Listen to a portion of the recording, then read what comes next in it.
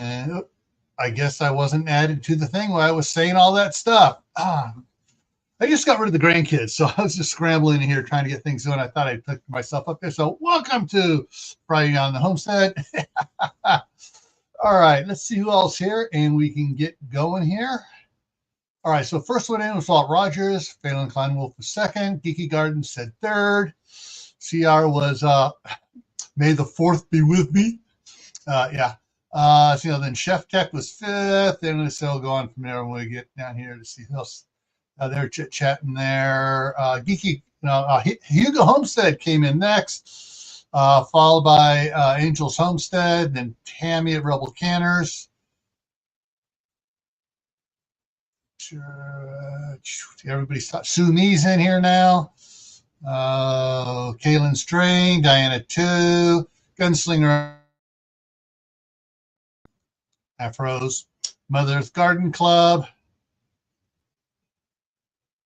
Lewis, it's the Marshmallow Man. And Took by V's here. All right. So now I was debating whether to go ahead and do this now or wait till the spring to do it, because not many people are keep doing winter gardens unless you're down in the Gulf states in Florida, where it's relatively not hot and not cold.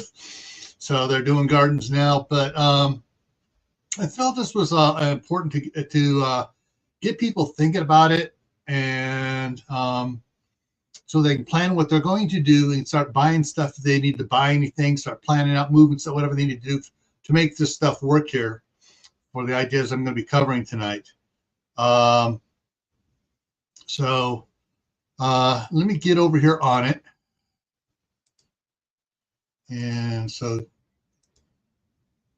we all know that, hey, if you get too much rain, and some people did get too much rain this summer, they get flooded out. The garden would get flooded out and stuff. And I know that Courtney at Wide Family Farm would talk about the one area of her property that never seemed to dry out until the end of August. But it's you get rain and stuff. Some areas get more saturated than others, and some people don't think about heavy deluges for several days or for a week, where it's just raining steady. It's just raining and raining and raining, and their drainage system can't keep up. Or worse yet, all the leaves and stuff they didn't clean up before went down the drain and plugged it up. Now they can figure out how to clean their drain out. So, but a lot of people earlier this summer were talking about how much rain they were getting and how much not rain they were getting and how much rain they were getting again. So rain can be one of those ones that that you really don't count on in some areas, and all of a sudden you get, the rain's going. Oh, it's been 20 years since we rained hard. Let's do it again. All right. And then of course there's the wind. I don't think anybody has not experienced wind in their garden. Even the large farmers get devastated by wind sometimes. They get, like a Kaylin, what's it called? She's talking about they're getting there in Iowa. The begins with a D, the type of wind. She'll put it in the chat here in a second. It just comes through and just straight line wind just goes through like a freight train, just levels everything in its path if it's not, really sturdy. There we go. They both fired off there, Kaylin and Mark and Diana. All right. Everybody's firing it off, so everybody knows what it is. Good. And so there were several of the farming channels I follow that lost several acres to it's like, oh, we're fine here. They step out, all of a sudden here's like a 20-foot wide path. Whoa, everything here blew down here. Maybe 40 or 60 foot wide, but it was just, it's like, whoa, it was a straight shot through their corn or their wheat fields, and it just, laid everything down. Wait. we occasionally see a strong breeze here in Florida. Yeah, you got another one that may turn. Looks like it's going to turn north as it goes across the Yucatan Peninsula, and may head back up that way. But it may miss you and just go up the Mississippi River. All right, and just see what else we got here. All right, here's some of the wheat fields that just got, just came in there, just, it just came down, hit an area, and just, blew it down. And of course, home gardeners do get that, where, they get wind stuff, just blows stuff over. Now, one of the other things we get is, freezing rain. Here in Idaho, since 2008, 2016, when my daughter moved here in 2008, when I retired, 2018, when I retired up here, I only recall hearing my daughter talk about one, and I've only seen two times where we've had rain come in and it's been a freezing rain, and it sticks to the side of the house, and it sticks on the antenna of the truck, sitting in the yard. It's not a heavy freezing rain, and it's usually luckily followed by, oh, it's going to be a warm day. Yeah. Oh, and Mark says they get downbursts over here in Pennsylvania.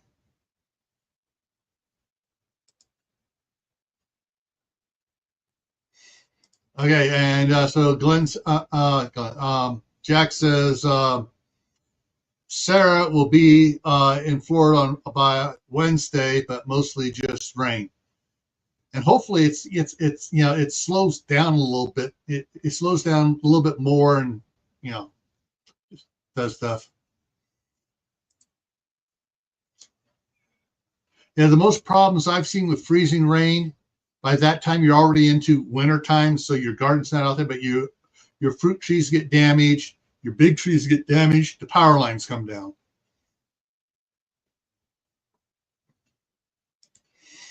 All right, what else we got here? Hailstorms.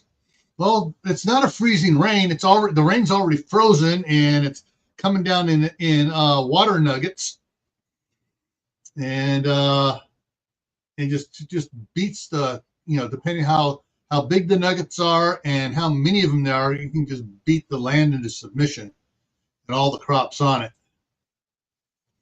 And if you get a summer or an early fall hailstorm, yeah, it can devastate some of your soft big leaf plants.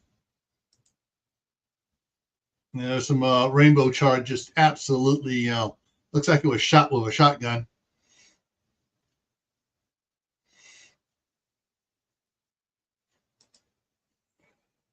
There is some things, and I went back and checked. It's been about 2.5 years since I talked about this sort of stuff. There are a bunch of different products out there where you can set up hail shields. And so basically different types of nettings. This is white. I've seen white. I've seen blue. I've seen black. I've seen gray. And it's the weave on this stuff that most hail will, if the hail fits through the hole, it's most likely not going to do any damage to the plant. So it catches the bigger stuff that's going to do it, and it gives and acts like a sort of like a bungee thing, and it just stops the different ones from coming down, and then they bounce off and roll off the edges. But this here is a rather elaborate setup that they have here on their property there, covering their garden. Evidently, they get a lot of hail where they're at.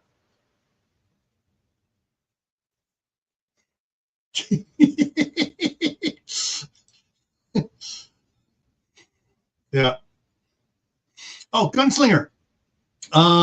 If you want, since you got a wrench, that video you put out on those batteries, your short video, if you want to go and throw that link up here, go right on ahead. I already told him I bought a bunch of those. I bought 4-pack of those when you put it out. Okay, let's see, next one here. All right, that's the last of those I have up there. Sun to right. And what's neat with some of those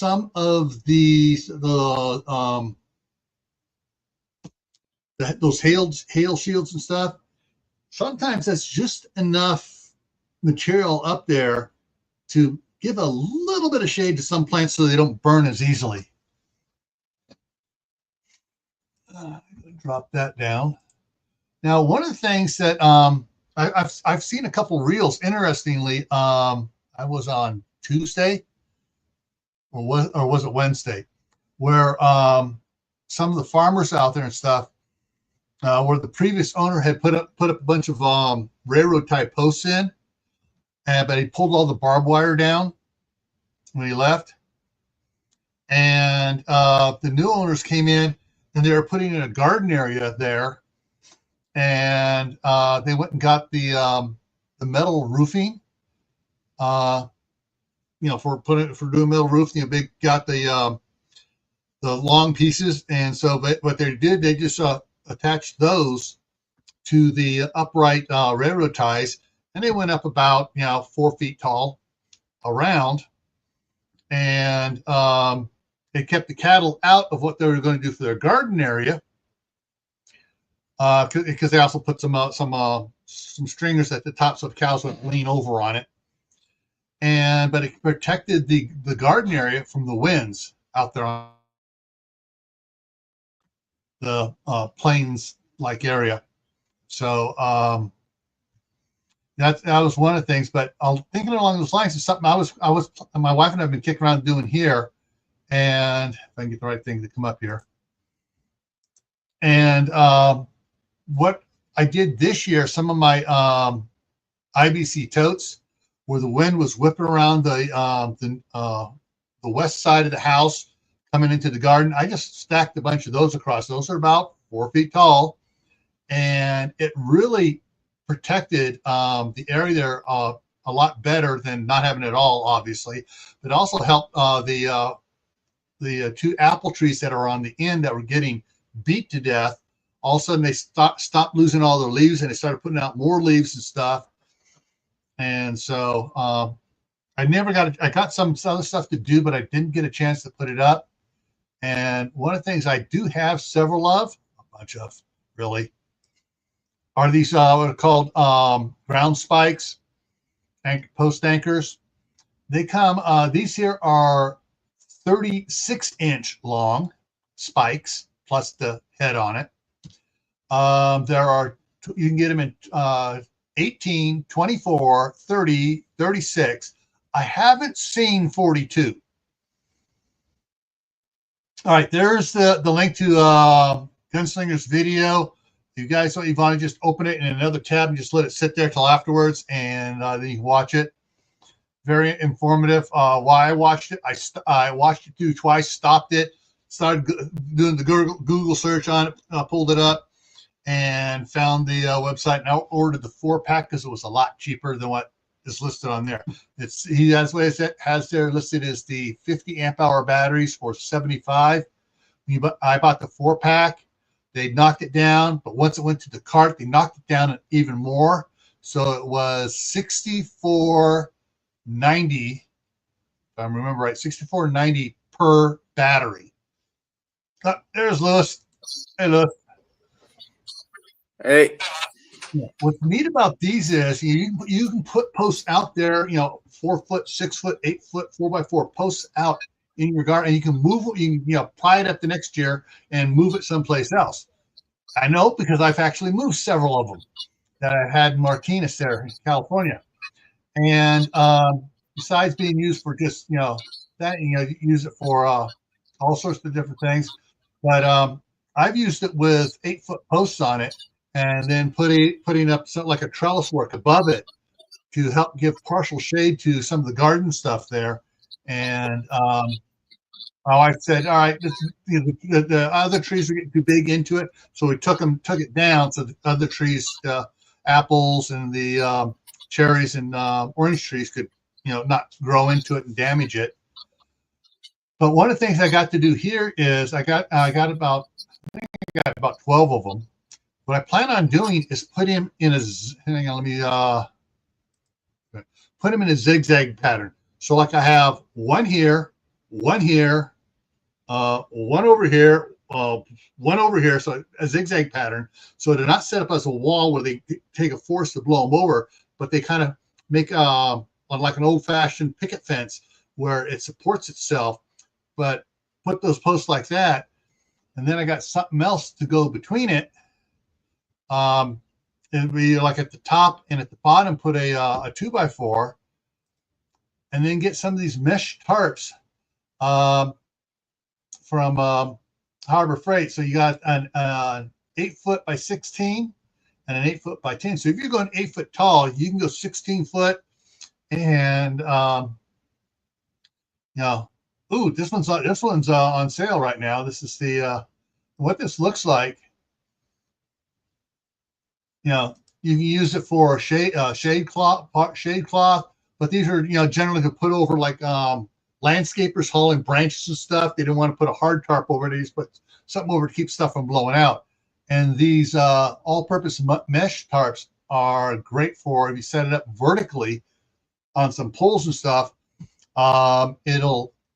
It lets some wind through because it's not solid tarp, but it deflects a lot of it around. So between that and these, you can set up a good diversion for wind and what else? You get wind, dust storms. I know we do get dust storms around here, and it's kind of gritty. When the wind starts blowing the dust from the farmers' fields before they have a chance to get the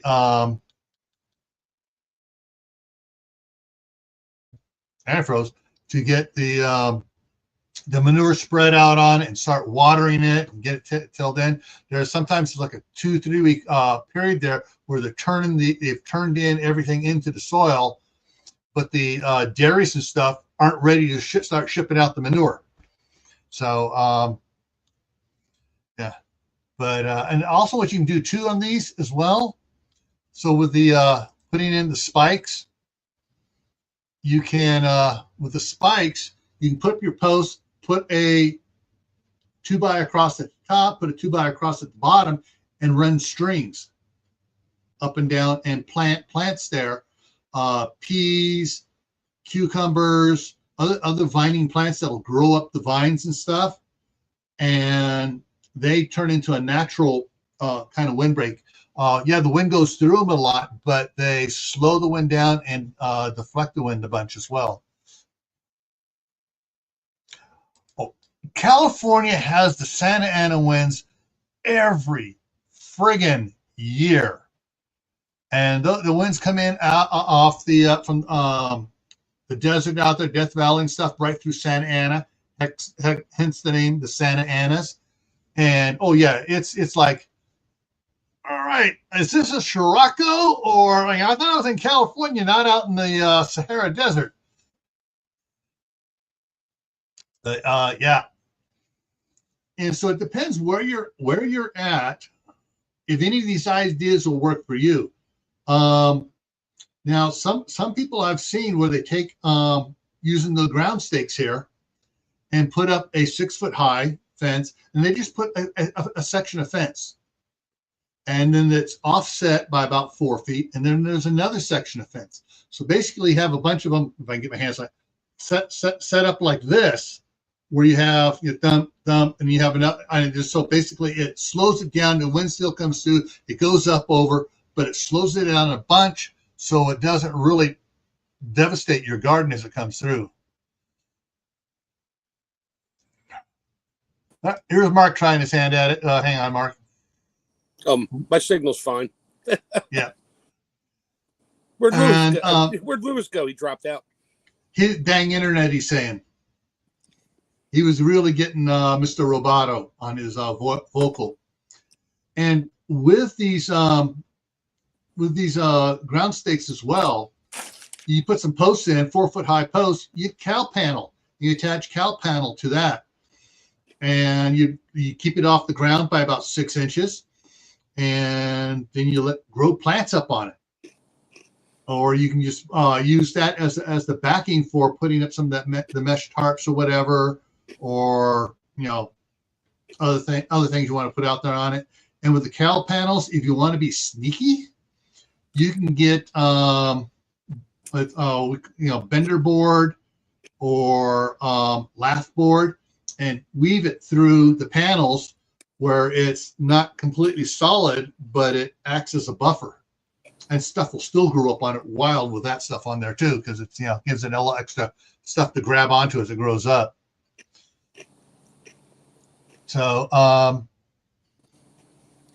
and that's what if Howie was here, he'd be talking about the food forest. If we have your garden surrounded by trees, so it's like a food forest, and you got your big tree, you got your little trees, your bigger trees farther out, and everything you're gardening in the middle, and then you have your other type ground cover stuff growing under the trees and stuff like that as well. All part of proper planning to take advantage of the stronger plants, protecting the weaker plants. This year, out on the backyard, I had the pumpkins in and the squash up front, and got some pretty serious winds coming through. The pumpkin things all rolled. I went out there trying to straighten them out. I go, crap, screw it. And they just they didn't unroll all the way, but they just kind of corrected themselves a little bit of a turn, which way the others to go to the leaves to go back to the sun. And I had some big old monster pumpkins on those plants that I thought were, this is going to ruin them, because they were about this big at the time, little giant ostrich eggs, and they rolled with it and they survived.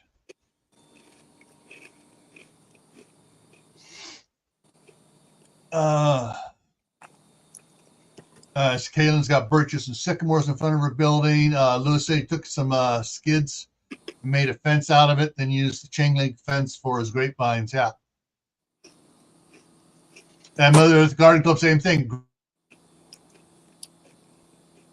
At the house in California, we put up 8-foot tall fence between us and the daycare, because the 6-foot one there was there from way before we bought the property, and we're rotting off, and the wind came through, and we talked to them and stuff. Okay, the fence was listed as being on our property, so we're going to go through our insurance.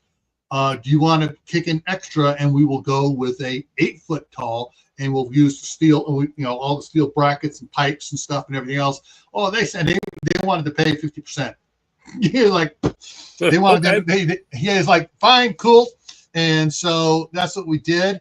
And then so we went up 8 feet, and then we went 4 feet out. And we went 4 feet above that with open lath work, because the daycare kids were throwing balls over the fence.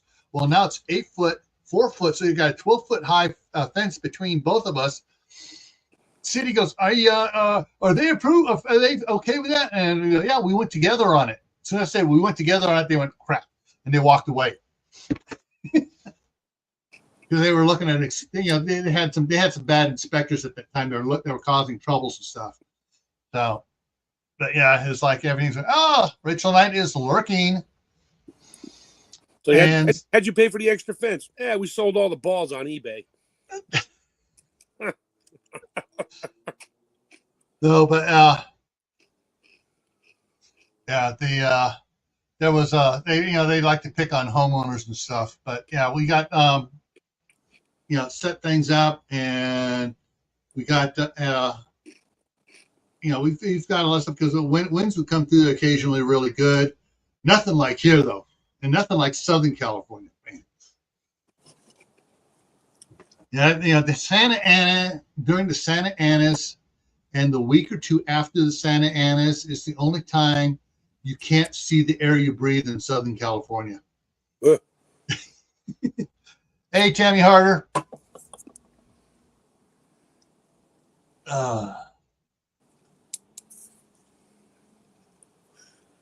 Yeah, some of them think, we're supposed to, no, you're supposed to be here for us, not to cause trouble.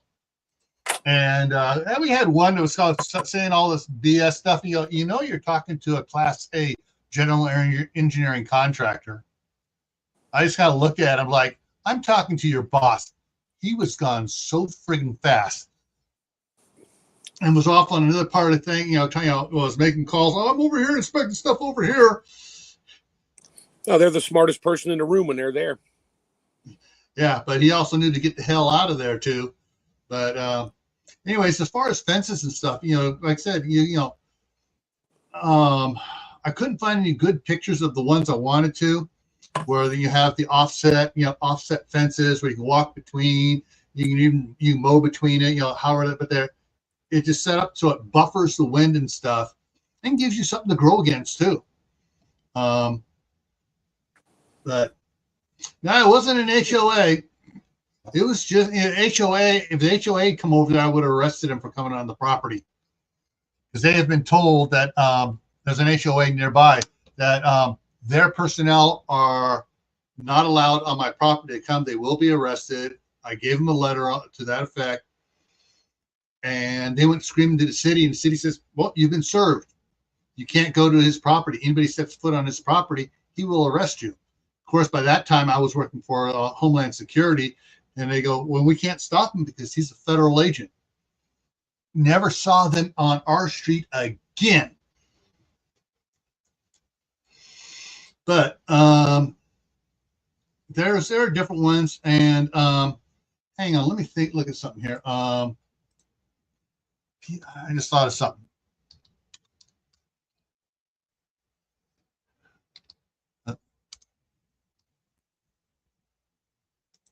See if it's going to show.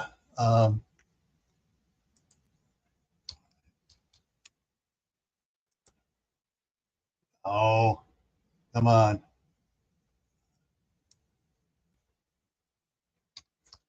The AI, isn't smart enough to pick up historical stuff here. No.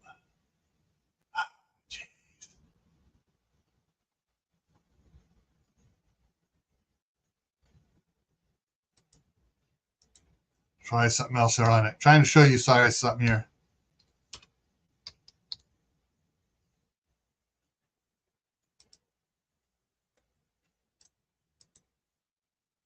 Okay, here we go. So setting up will also help. It won't totally stop the wind, but it'll diffuse it a lot and move it above the ground instead of blowing right along the ground itself. Let me see if I can get one of these up here to go large. Doesn't want to. There we go. That's not that much larger, but that one might be a little better.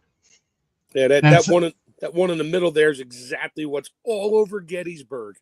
Yeah, it's everywhere. Yeah. Yes, I know. It's big. It's been big back there since Daniel Boone first went in and started putting a fence.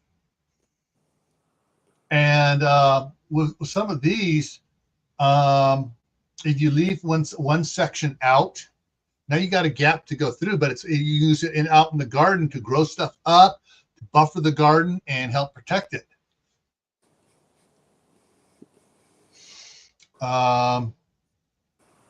So yeah, you can set them up like that. I was still trying to find the offset ones. They don't have the good offset ones. But basically, the offset would be every other section would be there. So all the ones going from left to right that you can see would be there. The other ones in between wouldn't be there. And that would just act as a good, wind buffer where you can out in your garden. How long do the Santa Anas last? It's a seasonal thing. Doesn't do it in the wintertime, doesn't do it in the fall time, doesn't do it.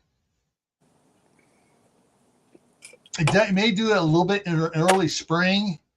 It's when the season, everything changes, and all of a sudden you get an offshore flow, and it's usually a couple days. Usually, sometimes it lasts a week. So basically, the wind blows until it stops. Yeah, the wind blows till it stops until the pressure equalizes, temperatures equalize, and then it goes, okay, I'm going to take a break for a while. And it could be months before you get another one. And they've actually had reverse ones where it blows onshore, and those are really weird.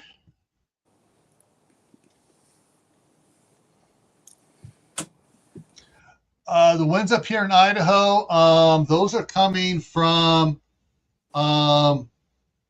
Utah, basically. There are several places here where the wind is usually blowing from the southwest towards the northeast. Where I'm at, it's blowing from me towards Yellowstone. And that's where it blows at least 85% of the time. In the wintertime, it changes and comes back the other way a little bit. But even during the wintertime, we'll still get it going that way. And then halfway through the day, it'll turn around.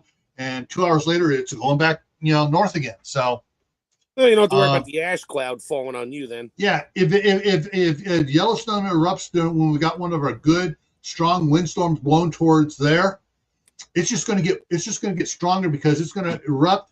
All that hot air going up, and it's going to suck all the air in from the bottom, and it's just going to go a big wall just pushing it north into Canada. It's Canada. No, I'm just kidding. Yeah. Okay, I got a joke. Please bear with me on this. This is a joke from back when Utah was being settled, and the saying was going around, and if I owned southern Utah and hell, I'd live in hell and rent out southern Utah. That bad, huh? Oh, it gets hot. All right, 4 miles across the border from southern Utah is the town of Fredonia, Arizona, where I spent my junior and senior year in high school. Our temperatures there was always, just about every day in the summer, over 100 degrees. Oh, but that's global warming. We reached 130 a couple times. Everybody's thermometer in the shade, everyone's commenting, mine said 100, mine said 132. The one at the swimming pool said 100 in the shade, said 130 at the pool. Crap, at that rate, you could probably watch the water evaporate. Yeah. Well, so bad is the first year we were there, they were building the new high school.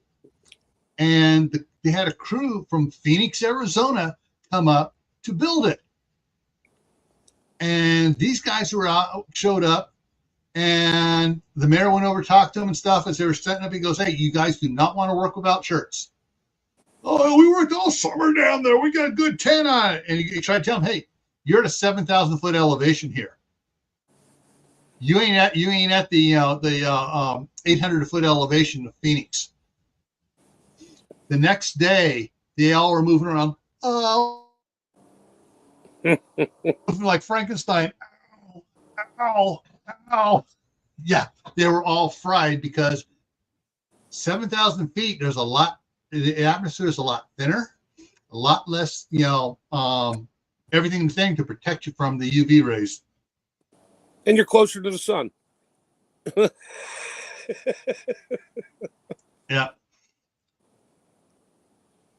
Oh yeah. I mean, Gunslinger. When I was a teenager, my cousin, she got married, and down in Phoenix, and while we were staying at the hotel there, it was about 8 o'clock at night, summer, maybe 9 o'clock, and it's raining. And we're out, and it's 80 degrees out there in the rain, and we're out there like, oh, we're taking a shower out here, playing around, and everybody in the hotel's out there just running. All the kids are running around, having a blast. We don't need to go in the swimming pool. But yeah, now back to the if you do go with the stakes, and you put up 8-foot posts. One of the things you can do is put like a what's it called? I'm having a brain fire. Basically, you put like a 4-foot 4x4 across the top and some bracing on it, and you tie them together, and you can put shade cloth on top, and that way helps shade some areas of the garden if you're in it where it gets really hot. And it'll protect some areas of the garden from excessive heat. It'll protect some of them from hail a little bit, not because it's not covering the whole area, but everything you can. And some people put it, they canter at 15 degrees. And you need some lateral support to give it the strength it needs, so the wind doesn't blow it over, or just tripping and bumping into it doesn't knock it over or bend it. Yeah. Well, with these things going 36 inches into the ground, and if you have a good piece of wood in there, I've seen that stuff hold up to insane winds. Yeah, they're mailbox posts. They can still bend though. Yeah. Well, the big ones, I mean, this one here I can see isn't as wide as it should be. The ones I have, the veins on it go out to the outside edge of the thing, so it's 4 inches wide on the top of it, and it comes down about a foot before it starts to taper. So you have some really good support with those, but those also cost a little bit more. And I got those when I was working construction, making the bigger money.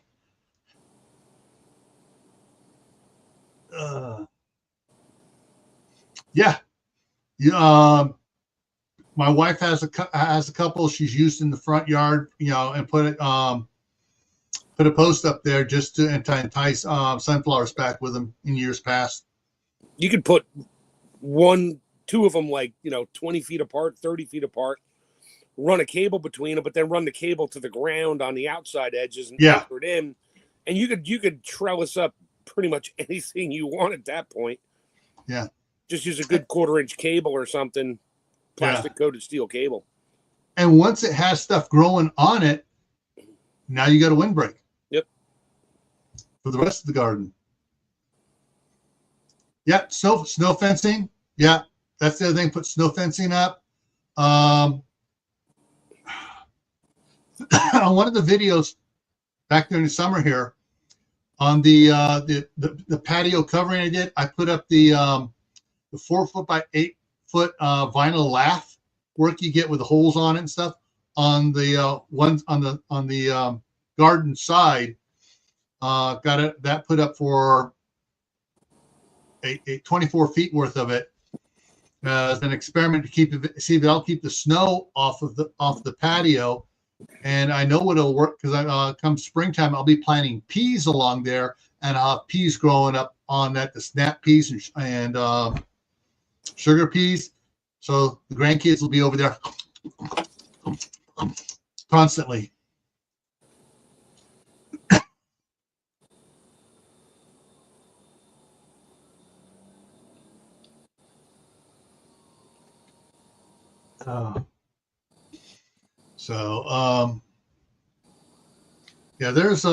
There are a lot of things you can do, and one of the things you can do too is to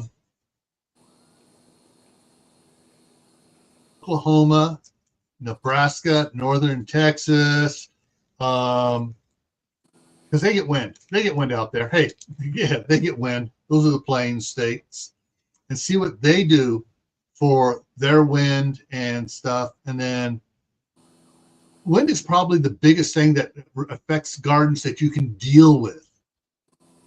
It's kind of hard to deal a lot, unless you're going to spend the money and put up those funky covers to stop hail. It's like, is that really worth it? And that get a little pricey after a while. Yeah. I mean, the only thing is, if you want to really, protect stuff, you're gonna have to get make a one of the not Lexan, but the other one that's more even stronger than Lexan, greenhouse. Yeah, that double wall poly tubular. I forget the name of it. No, this is stuff that instead of using the 1/4-inch stuff, they use the 1 1/4 inch for bulletproof glass. Yeah, well, how much money you want to spend? Yeah. Well, but you've used like the 1/4-inch stuff for the 3/8 stuff. Yeah, it'll take just about any hail that you want to throw at it.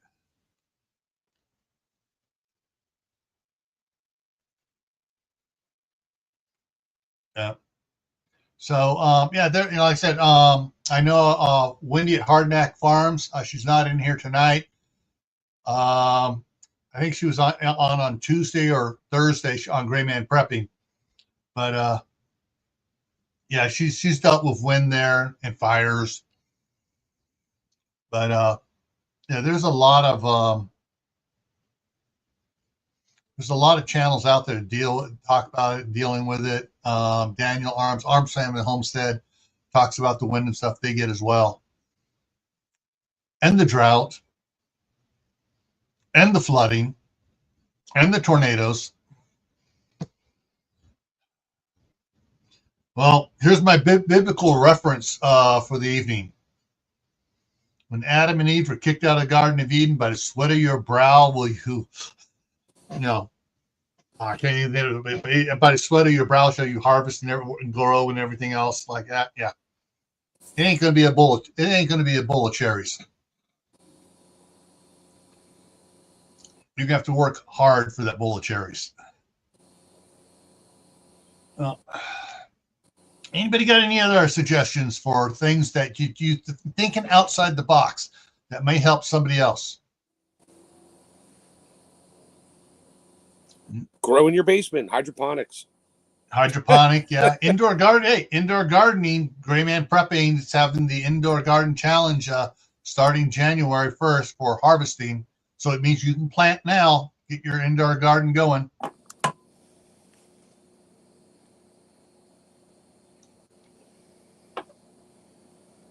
Could be 2x-V. There was something they were talking about using in the last year or so. They've been putting it in for areas where they're getting riots, where the Lexan they were putting in, they wanted to go something a little bit stronger. Portland, Seattle, Los Angeles. Probably better off with half-inch plate at that point. Put some lights on the inside. Expanded metal hooked up to 220. Yeah, that works. Oh, well. All right, so coming up here, we're going to wrap this up a little bit earlier, but coming up tomorrow on Gray Man Prepping is dealing with youth in a difficult situation. And I'm really hoping to get a lot of feedback from people in the side chat for doing it. Monday, back on Camppatton Family Compound, human-powered food processing. So we're going to talk about, if you have your garden's coming in and all of a sudden, oh, it's too hot, we've got to turn off all the power so people can charge their, in the city can charge their Tesla. Yeah. Teslas and stuff. So you people out in the suburbs, you're going to have gardens and stuff. You're losing power. Anyways, Tuesday on Gray Man Prepping is the future of grid-connected solar. Then Thursday's the Midnight Ride. Next Friday is what vegetables can you grow without sunlight? Biden.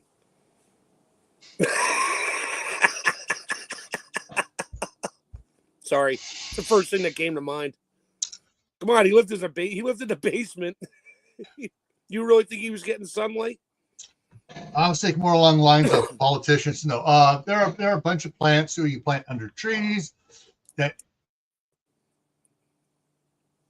do not need direct sunlight, and you can. Some of them do fairly well indoors with just a little grow light. Not a whole bunch of grow lights. Just need, because they get by with very little indirect sunlight. But if you're going to say it, but for your answer there saying Biden, you might as well have just said politicians. Yep.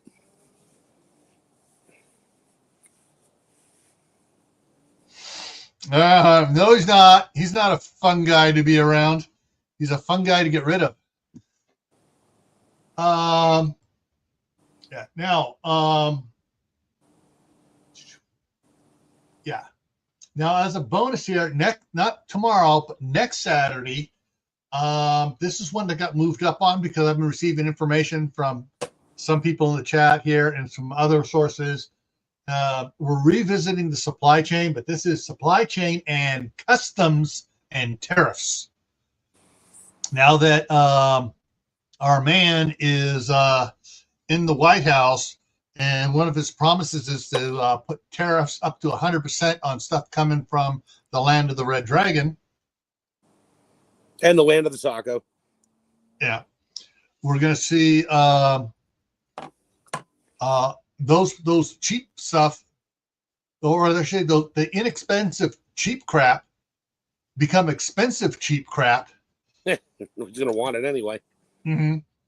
And hopefully it'll work enough where we get companies pulling back into the U.S. Yeah, that way we can make our own cheap crap. Yeah. But we will be employing American citizens. That's right. And making cheap crap, that's cheap. Yeah. All right.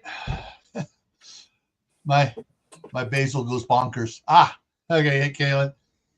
So, guys, hope you got some ideas here of ways to protect and your garden, and also be able to get stuff to do things that do multiple functions: windbreaks, growing stuff, trellises, and different things you can do to protect your garden from storms.